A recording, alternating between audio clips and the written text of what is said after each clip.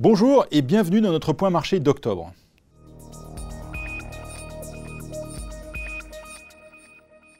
Et pour commencer, petit retour sur septembre avec la surprise de taille que nous a réservé la Fed en ne modifiant pas sa politique monétaire accommodante. Avec l'effet positif que vous pouvez imaginer sur l'ensemble des bourses mondiales, c'est aussi une bonne nouvelle pour les obligations privées et les obligations d'État, sauf pour la dette italienne qui affiche une hausse sur fond de résurgence de crise politique.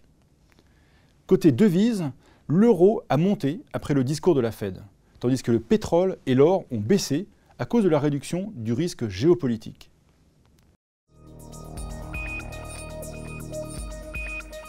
Regardons cela maintenant zone par zone, avec pour commencer la zone euro qui est sortie de récession au deuxième trimestre, mais la reprise sera lente et faible, et avec de grosses différences d'un pays à l'autre. Nous tablons sur une croissance de 0,7% pour l'Allemagne cette année, 0,1% pour la France, moins 1,7% pour l'Italie et moins 1,5% pour l'Espagne. Aux États-Unis, ça va un peu moins bien du côté de l'emploi et de l'immobilier, les deux piliers de l'économie. Et c'est sans doute la raison pour laquelle la Fed n'a pas modifié sa stratégie à court terme. D'autant qu'il faut aussi compter sur l'impact des coupes budgétaires à venir. Bref, beaucoup de volatilité à venir, mais sans remise en cause de la poursuite de la croissance. Côté chinois, la situation s'améliore. Tout le monde a bien compris maintenant que les taux de croissance à 2 chiffres, c'est fini. Et que les Chinois cherchent surtout à stabiliser leur économie par le biais de la consommation domestique. Enfin, au Japon, la croissance est au rendez-vous grâce à la consommation et l'investissement public. Mais la dynamique reste à confirmer.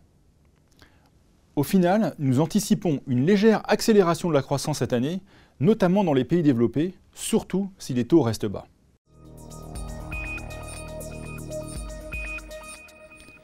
Alors, qu'allons-nous faire ce mois-ci? Eh bien, comme la décision de la Fed est tout de même une bonne nouvelle en soi pour les actifs risqués, nous allons revenir sur les actions, à commencer par les actions européennes qui bénéficient toujours de l'amélioration de la situation en zone euro. Et au sein de cette classe d'actifs, nous allons privilégier les secteurs cycliques comme les biens de consommation. Et nous maintenons nos positions sur les actions américaines. Côté obligataire, nous restons à l'écart des obligations d'État des pays périphériques de la zone euro. Mais nous restons favorables aux obligations privées car les rendements sont encore de bonne qualité.